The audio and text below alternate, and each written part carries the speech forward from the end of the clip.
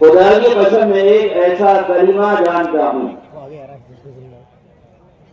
کہ اگر تم اس کی حقیقت تک پہنچ جاؤ تو سارا عرب تمہاری بڑائی کو قبول کر لے اور سارا عجم تمہاری ہدایت کو اپنے لیے قبر کر لے. تاریخ نے اس کو سچ کر دکھایا. تو اللہ تعالی کی خبر ہے، لیکن اس خبر کی تصدیق کے لیے اگر ہم چاہتے ہیں کہ یہ خبر ہمارے حق میں اس طرح سچی ثابت ہو جائے جس طرح حضرت محمد صلی اللہ علیہ وسلم کے زمانے اور خلفائے راشدین کے زمانے میں اور بہت بار تک اس خبر کی صداقت کو اور اللہ تعالیٰ کی اس خبر کی سچائی کو خود اپنوں نے اور غیروں نے سب نے اگر ہم چاہتے ہیں کہ بالکل اسی طرح یہ خبر ہمارے آپ میں ثابت ہو جائے تو اللہ کی اس شرط کو پورا کرنا ہوگا جو شرط اللہ تعالیٰ نے لگائی ہے اور جس کو محمد صلی اللہ علیہ وسلم اور خلفائے راشدین نے اور ان کے بعد کے لوگوں نے پورا کیا تھا.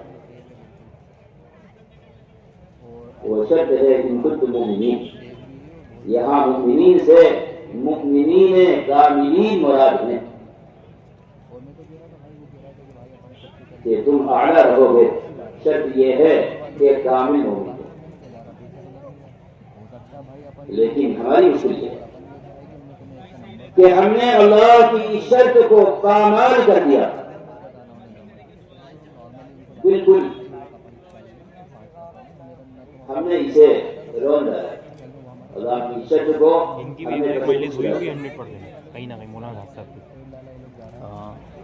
اللہ کی شرط سے ہم نے اعراض کر لیا ہے. ہم کو یہ بات مان لینی چاہیے. ہم اللہ کی شرط کی طرف متوجہ نہیں ہیں. ہمارا تو رخ اس کے اندر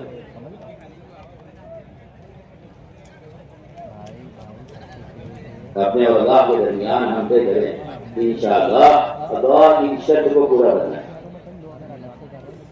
اس لیے مذاکرہ کیا ہے؟ مذاکرہ اللہ سے کیے ہوئے عہد کی تجدید ہے. مذاکرہ اللہ سے کیے ہوئے عہد کی تجدید ہے. مذاکرہ اللہ سے کیے ہوئے عہد کی فرمائی. یہ ہاں بات تو ہو رہی. مذاکرہ آپس میں بیٹھ کر مذاکرہ کرنا کیا ہے؟ یہ ہم نے اللہ سے جو عہد کیا ہے اس عہد کی تجدید ہے. اس لیے حضور اکرم صلی اللہ علیہ وسلم کا معمول ملتا ہے کہ آپ دین کے ایک مسئلے کو اٹھاتے تھے اور اس پر صحابہ سے بیعت لیتے تھے. دوسرے مسئلے کو اٹھاتے تھے آپ صحابہ سے اس پر بیعت لیتے تھے. تیسرے مسئلے کو اٹھاتے تھے اور آپ اس پر صحابہ سے بیعت لیتے تھے. جو عہد کیا ہے اس کی تجدید ہونی چاہیے. تو ہم نے آپ سے عرض کیا ہے کہ اللہ نے خبر دی کہ مومن اعلیٰ ہوگا. یہ اللہ کی خبر ہے. مومن اعلیٰ ہوگا. بس وہ شرط کو پوری کرے. اس لیے ہم اور آپ اس مسئلے میں اپنے اور اللہ کے درمیان عہد کریں کہ ہم اس شرط کو پورا کریں گے. اس کے بعد تو مکہ کی کاٹنی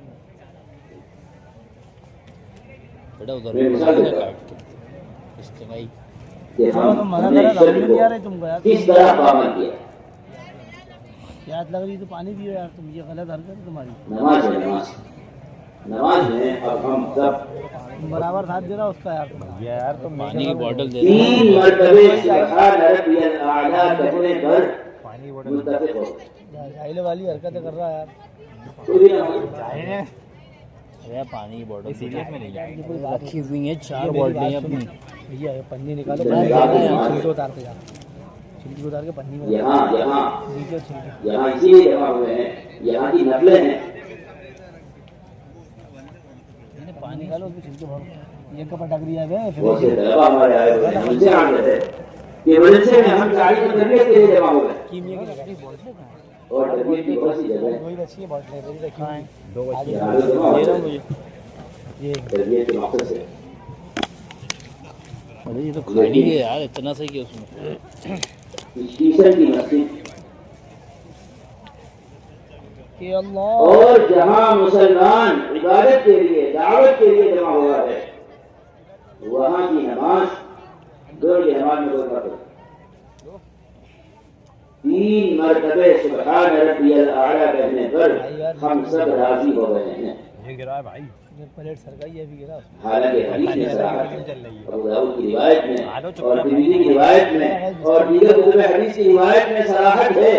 فرمایا حضرت محمد صلی اللہ علیہ وسلم نے وَذَلِكَ أَدْنَىٰ یہ نماز کا سب سے ادنا درجہ ہے. اب گرا ہی نہیں سب کے لیے کاٹو بھائی اس کے اندر پٹو سب کے لیے ادنا درجہ کیسے بنا؟ ادنا درجہ کیسے بنا؟ اس نمازی نے کوئی فرض نہیں چھوڑا ہے. اس نمازی نے کوئی واجب نہیں چھوڑا ہے. اس نمازی نے کوئی سنت نہیں چھوڑی ہے. اس نمازی نے کوئی مستحب بھی نہیں چھوڑا ہے. لیکن اس کی نماز ادنا ہے. چھوڑا گیا چھوڑا گیا مستحب بھی اس نے ادا کر دیا. چھوڑا گیا چھلکا نہیں اترا تو تم بول رہا ویسے نہیں اترا. فرض کو نہیں چھوڑا واجب کو نہیں چھوڑا سنت کو نہیں چھوڑا مستحب کو بھی نہیں چھوڑا ہے. اور محمد صلی اللہ علیہ وسلم فرما رہے ہیں کہ اس کی نماز ادنا ہے. چھوڑا جائے مستحب کے اعلیٰ درجے کو اس نے چھوڑ دیا. اتنی بات پر محمد صلی اللہ علیہ وسلم فرما رہے ہیں کہ اس کی نماز پڑھنا ہے. اور ہمیں اور آپ کو غور کرنا چاہیے کہ جب نماز ادنا ہے تو نمازی اعلیٰ کیسے ہوگا؟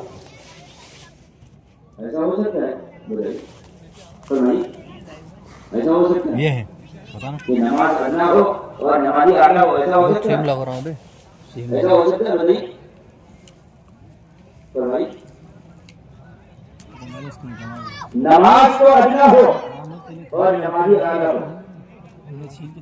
بس یہی ضابطہ ہے سارے اسلام کا کہ اسلام تو ادنا ہو اور مسلمان اعلیٰ ہو. ایسا نہیں ہو سکتا. پبلک سوچ رہی ہے کہ مولانا ایک دنیا کا بڑے درجے کا احمق بھی اگر اسے یہ سوال کیا جائے تو مفتی ظہیر الاسلام وہ نہیں مانے گا ظہیر کہ اسلام ہم تو کو چرانو لاؤ دیو ادنا ہو اور مسلمان اعلیٰ. یہ مسالہ ڈالو کہیں بھی دیکھیے مدرسوں میں طلبہ ہیں ان کے نمبرات ادنا ہوں اور وہ اعلیٰ شمار ہوں. ایسے کیسے ہو سکتا ہے؟ کالجوں میں اسٹوڈنٹس ہیں ان کے نمبرات ادنا ہوں اور ان کا شمار اعلیٰ اسٹوڈنٹس میں ہو. ایسا نہیں ہو سکتا. آدمی کے پاس مال تھوڑا ہو اور اس کا شمار اعلیٰ درجے کے مالداروں میں ہو. ایسا نہیں ہو سکتا. ہم بات چل رہی ہے مت کھانا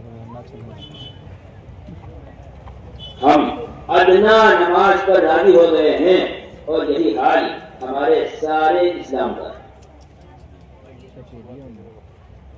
ایمانیات میں عبادات میں معاملات میں معاشرت میں اخلاق میں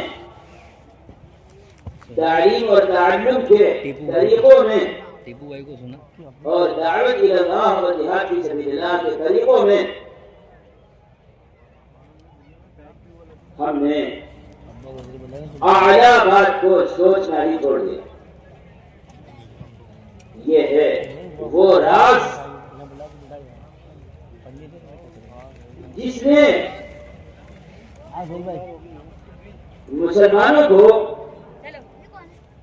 اپنا بنا دیا ہے، جن کو اللہ تعالی نے کائنات میں اعلیٰ بنایا تھا.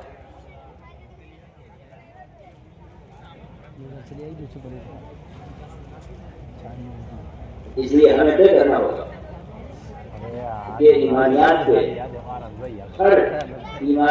ہر مسئلے پر، عبادات کے ہر موقع پر، معاملات کے ہر موقع پر، اور معاشرت کے ہر قسم پر، اور اخلاق و آداب کے ہر موقع پر، اور تعلیم و تعلم کے طریقوں میں، اور دعوت اللہ اور جہاد فی سبیل اللہ کے طریقوں میں محمد صلی اللہ علیہ وسلم کا جو رخ ہے کہ اعلیٰ سے اعلیٰ بات کو تلاش کرنا، ہمیں ان تمام شعبوں میں اعلیٰ سے اعلیٰ بات کو تلاش کرنا، یہ ہے شرط کو پورا کرنا. ہمیں طے کرنا ہوگا کہ ہر موقع ایمانیات میں، عبادات میں، معاملات میں، معاشرت میں، اخلاق و اقدار میں، اور تعلیم و تعلم کے طرق میں، تعلیم و تعلم سیکھنے اور سکھانے کے طریقوں میں، اور دعوت اللہ کی محنت میں ہمیں اعلیٰ رخ کو اختیار کرنا. یار اجتماعی ہے، میں ایسا مت کرو، پیسے تو وصولی دو وصولی دے گا، وصولی دے گا پھر تو کیا ہے. ایک ادب کو بھی کسی بھی شعبے میں، دین کے کسی بھی شعبے میں ایک ادب کو یہ عمران بھائی کی طرف سے 100 روپے لگاتار چھوڑنا. کام کے اندر اللہ تعالیٰ ان کی کاروبار دین کے کسی بھی شعبے میں عمران نے دے دی وصولی ایک ادب کو لگاتار چھوڑنا، یہ اللہ کے عذاب کو حلال کر دیتا ہے. دین کے کسی بھی شعبے کو مستقل ختم کر دینا، ایک ادب کو چھوڑ دینا اللہ تعالی کے عذاب کو حلال کر دیتا ہے. شاید آپ کو حیرت ہوگی کہ میں کیا عرض کر رہا ہوں. میں ایک طالب علم آدمی ہوں، میرا کام سبق سنانا ہے. سن لیا آپ میں سبق دوہرا رہا ہوں. نے دین کے کسی بھی شعبے میں، دین کے کسی بھی شعبے میں، ایمانیات میں یا عبادات میں یا معاملات میں یا معاشرت اخلاق و آداب میں یا تعلیم و تعلم کے طریقوں میں جو دین کا بہت بڑا شعبہ ہے، یا دعوت اللہ کے طریقوں میں جس پر سارے دین کی بنیاد ہے، ملے گا یہ آیا دین کے شعبوں میں کہیں بھی ایک ادب کو لگاتار چھوڑنا جو علماء ہیں نا ان کو سردیاں پڑھنے اللہ کے عذاب کو حلال کر دیتا ہے. اتنی اونچی لیول. صحیح مسلم میں ایک روایت ہے، حدیث میں ہے لا يزال قوم يتأخرون حتى يؤخرهم الله. جو لوگ مسلسل پیچھے رہتے اللہ تعالی ان کو پیچھے کر دیتا ہے. جو لوگ مسلسل پیچھے رہتے ہیں اللہ تعالی ان کو پیچھے کر دیتا ہے. یہ دین ہے. دین میں مستحبات میں پیچھے رہنے کے بارے میں یہ بات کہی گئی. امام مسلم رحمۃ اللہ علیہ نے اس روایت کو نماز کے باب میں ذکر کیا ہے، اس پر امام نووی نے عنوان قائم کیا ہے باب تسویۃ الصفوف. آگے کھڑے ہونا، نماز میں آگے کھڑے ہونا. مثال ہے نماز میں آگے کھڑے ہونا، پہلی صف میں آنا، دوسری صف میں آنا، آگے پہنچنا. اب جو آدمی آگے آنا مستحب ہے، آگے آنا مستحب ہے، فرض نہیں ہے، واجب نہیں ہے، سنت مؤکدہ نہیں ہے. دو کھاؤں گا اس کے بعد نہیں. سن لو تمہارے اوپر سے بات ہو رہی ہے. ایک منٹ چپ رہنا. اب ایک آدمی فجر کی نماز میں پہلی صف چھوڑ دیا، ظہر کی نماز میں پہلی صف چھوڑ دیا، عصر کی نماز میں پہلی صف چھوڑ دیا. ایک ہفتہ گزر گیا، اس غریب کو پہلی صف نصیب نہیں ہے. نماز پڑھتا ہے لیکن ایک ہفتہ ہو گیا، اس کو پہلی صف نصیب نہیں. اس پر اللہ کا یہ عذاب آ کر رہے گا کہ اللہ تعالی اس کو پیچھے کر دے گا. اللہ تعالی اس کو پیچھے کر دے گا. لگا دی انہوں نے اپن کو لڑا دی. اپن سوچ اللہ تعالی اس کو پیچھے کر دے گا. یہ اللہ تعالی کا قانون ہے جو اس دنیا میں قائم ہے. آگے نہیں بڑھ رہا. اللہ تعالی کے قوانین، اللہ تعالی کے احکامات. عبداللہ ابن روا والا معاملہ ہوا یار. سنو اس کائنات میں اللہ تعالی کے قوانین، اللہ تعالی کے احکامات ہیں. صحیح بات تو یہ ہے. ان اللہ يرفع بهذا الكتاب اقواما ويدعو به آخرين. عمر رضی اللہ تعالیٰ عنہ بھی ہیں، صحیح مسلم کی روایت ہے کہ اللہ تعالی آگے کرتے ہیں، اللہ تعالی پیچھے کرتے ہیں. وجہ کیا ہے؟ وجہ یہ ہے کہ ایک مرتبہ کوئی آدمی سب میں پیچھے رہ گیا تو ہو سکتا ہے کہ اچانک غفلت طاری ہو گئی، کوئی بات پیش آ گئی اور ایسا ہو گیا. گھڑی دیکھنے میں غلطی ہو گئی، اندازہ لگانے میں کوئی غلطی ہو گئی، پھر زور میں ایسے ہی ہو گیا، پھر عصر میں ایسے ہی ہو گیا، پھر مغرب میں ایسے ہی ہو گیا. ایک دن نہیں، 2 دن بھی ایسے ہی ہوتا رہا، ایک ہفتے تک ایسے ہی ہوتا رہا، 10 دن ایسے ہوتا رہا. اس کا مطلب یہ ہے کہ اس نے پہلی صف پکڑنے کا جو موقع تھا اور پہلی صف میں پہنچنے کا جو وقت تھا، اس وقت کو جان بوجھ کر کسی دوسرے کام میں لگا رہا ہے. اللہ نے کہا تھا تمہیں یہاں بیٹھنا چاہیے تھا، تمہیں یہاں ملنا چاہیے تھا. اللہ نے کہا تھا تمہیں یہاں ملنا چاہیے تھا. یہ نمازی نماز میں اللہ سے باتیں کرتا ہے. اللہ تعالیٰ نے کہا تھا تمہیں یہاں ملنا چاہیے تھا اور یہ لگاتار اس جگہ کو چھوڑ رہا ہے. اب اللہ کا عذاب آئے گا کہ اس کو پیچھے کر دیا جائے گا.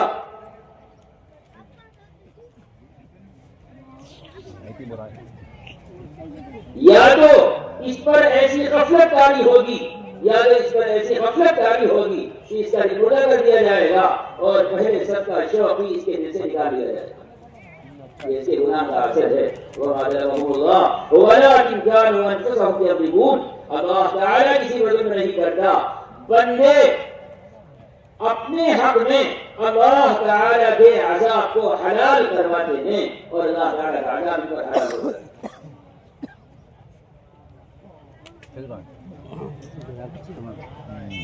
اب یہ پیچھے ہو کر قوموں کو شکایت ہے، دنیا میں قوموں کو شکایت ہے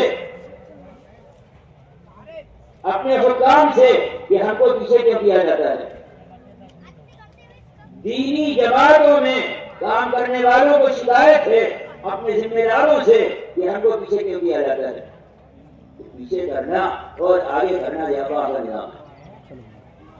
پیچھے کرنا اور آگے کرنا یہ اللہ تعالی کا اپنا نظام ہے. دینی کاموں میں خدمت کرنے والوں کو یہ شکایت ہے یہ اللہ کا عذاب ہے جو مستحبات کو لگاتار چھوڑنے پر آ جاتا ہے. یہ بات ان کی لیکن ان جماعتوں میں فٹ نہیں ہوتی. سنو آپ سب جماعتوں میں ہو رہی ہے. اسے ہمیں چلتی ہے، اس سے ہمیں اندازہ لگانا چاہیے کیوں بیٹھا ہوا آگے. یہ کہ دعوت اللہ پرانے آدمی ہے.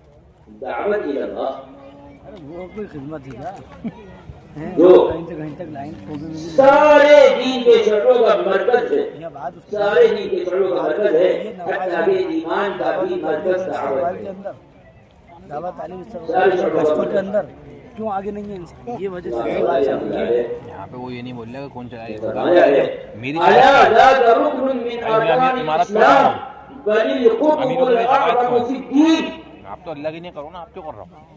لو ترك علمه وعمله لعبد النبوة ولفشت الضلالة اللہ ولخبر کو ناراض کر کے جو کام ہو رہی ہے اس کام کو تو کہیں سے کہیں تک شمار بھی نہیں ہے۔ یہ اچھی طرح ہوش کے ناخن لے کر کان کھول کر اچھی طرح سن لینا چاہیے۔ میں امام غزالی کی بات کا ترجمہ کر رہا ہوں۔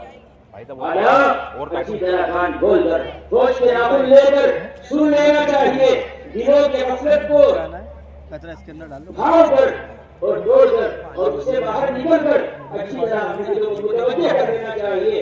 ذاک رکن من ارکان الاسلام وللقطب الاعظم فی الدین دعوت الی اللہ۔ اسلام کا ایسا بنیادی رکن ہے کہ سارا اسلام اور اسلام کے سارے شعبوں کا محور اور سارے شعبوں کا مرکز دعوت الی اللہ۔ یہ لو موبائل رکھنا، میں بھی جا رہی ہوں ان کے ساتھ۔ پانی کا بوتل لیا، وہ پیٹی لیا، پیٹی لیا۔ لگاتار چھوڑ دینے سے اللہ کا عذاب حلال ہو جاتا ہے، تو دعوت الی اللہ کے مستقل چھوڑ دینے سے صرف اللہ کا رحم ہے، اس نے امت کو روکا ہوا ہے، ورنہ اللہ کے بڑے سے بڑے عذاب کو حلال کرنے کے لیے ہم نے کوئی دقیقہ چھوڑ نہیں رکھا ہے۔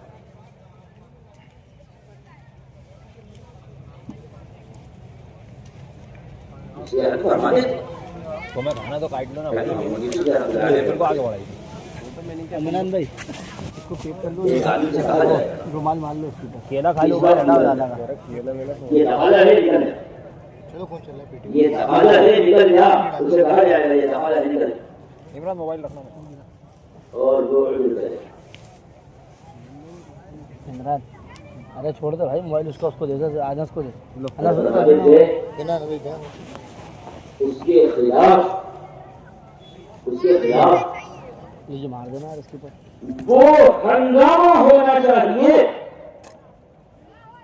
اس کے خلاف وہ ہنگامہ ہونا چاہیے جو مدینہ منورہ میں کعب بن مالک رضی اللہ تعالیٰ عنہ کے ساتھ ہوا۔ وہ ہنگامہ ہونا چاہیے مدینہ منورہ،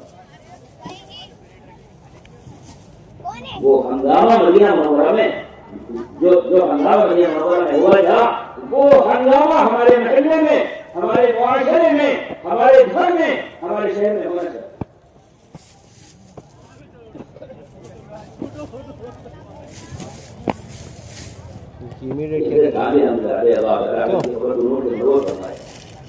خراب ہوا ہے فرماتے تھے دعوت الی اللہ کا باب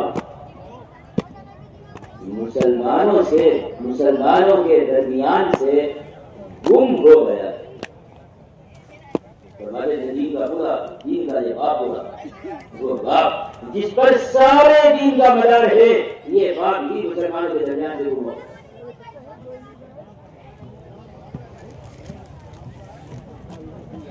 خالی افسور حضرت نے اپنے زمانے میں علماء کو اور عوام کو دونوں کو باقاعدہ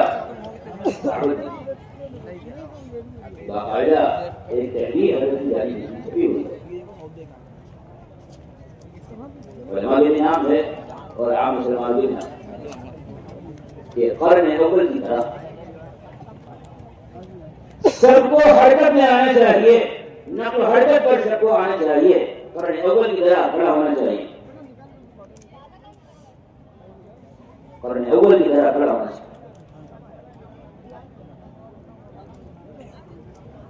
پہلے اور دوسرے قسم سے لے کر بڑے بڑے اجتماعات تک، پہلے اور دوسرے قسم سے لے کر پہلے دوسرے قسم، ماہانہ جوڑ، شب گزاریاں، چھوٹے بڑے مشورے، چھوٹے بڑے اجتماعات سے لے کر بڑے سے بڑے اجتماعات،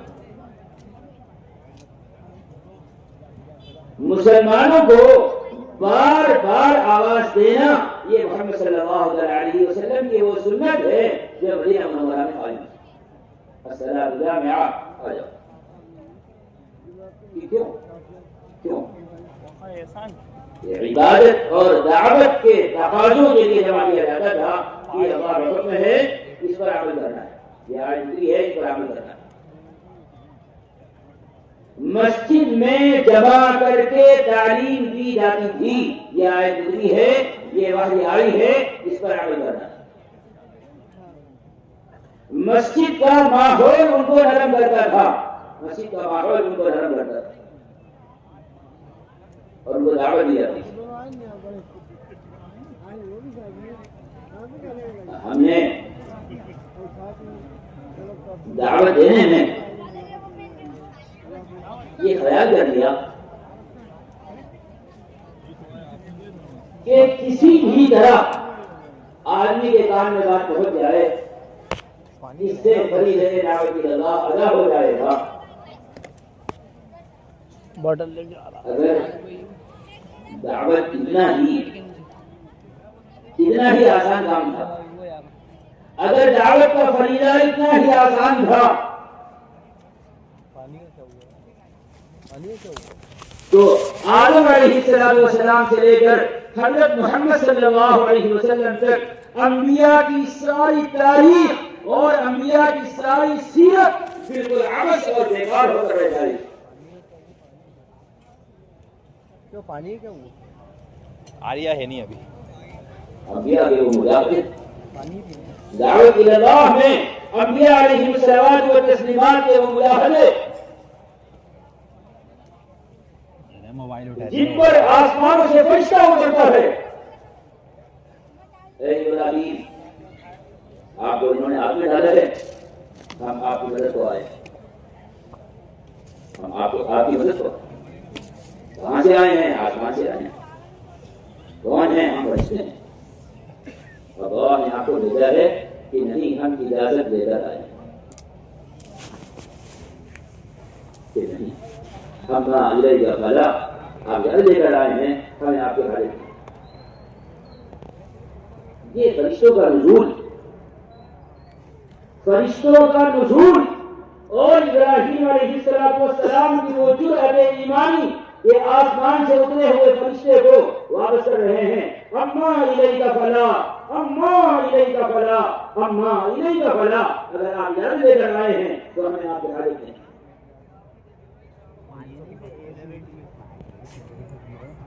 اللہ نے اپنے انبیاء سے کہا ہے انی اسمع وارا، انی اسمع وارا، انی اسمع وارا. آپ دعوت کی محنت کریے، آپ دعوت کی محنت کریے. جو کچھ ہو رہا ہے میں اپنی آنکھوں سے میں کو دیکھ رہا ہوں، اور جو کچھ ہو رہا ہے میں اس کو سننے والا ہوں. انبیاء علیہ الصلوات و تسلیمات کی ایک تاریخ جس سے قرآن بھرا ہوا ہے. انبیاء علیہ الصلوات و تسلیمات کی تاریخ، اس تاریخ سے سارا قرآن بھرا ہوا.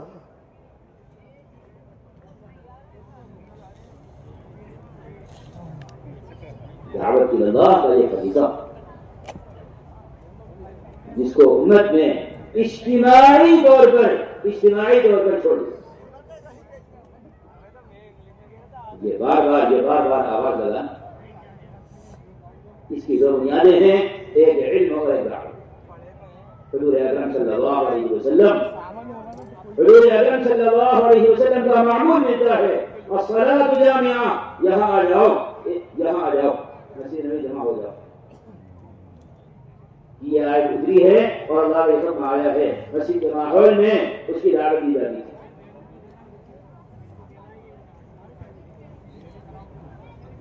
ہم احکامات کے درجات میں لگ گئے ہیں. یہ دھیان سے تھوڑا سمجھنا پڑے گا.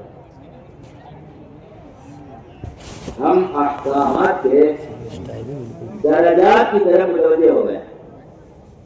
یہ فرض ہے، ہم مین پوائنٹ کے ذمہ دار ہیں، اور یہ واجب ہے، اور یہ سنت ہے، اور یہ مستحب. ہم احکامات کے درجات کی طرف متوجہ ہو گئے.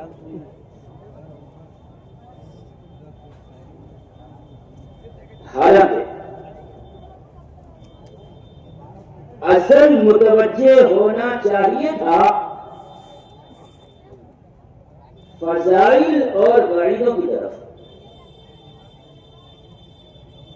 اصل متوجہ ہونا چاہیے تھا فضائل اور وعیدوں کی طرف. ذرا اچھی طرح آپ اس بات کو سمجھنے کی کوشش کریں. میں ایک انتہائی ضروری بات پڑھ رہا ہوں جس غلط فہمی نے امت کی چول ہلا دی ہے، اور ہم اپنے مستقر اور اپنے مرکز سے جہاں ہمیں ہونا چاہیے تھا، اور حضرت محمد صلی اللہ علیہ وسلم نے جہاں ہم کو چھوڑا تھا ہم وہاں رہے ہی نہیں.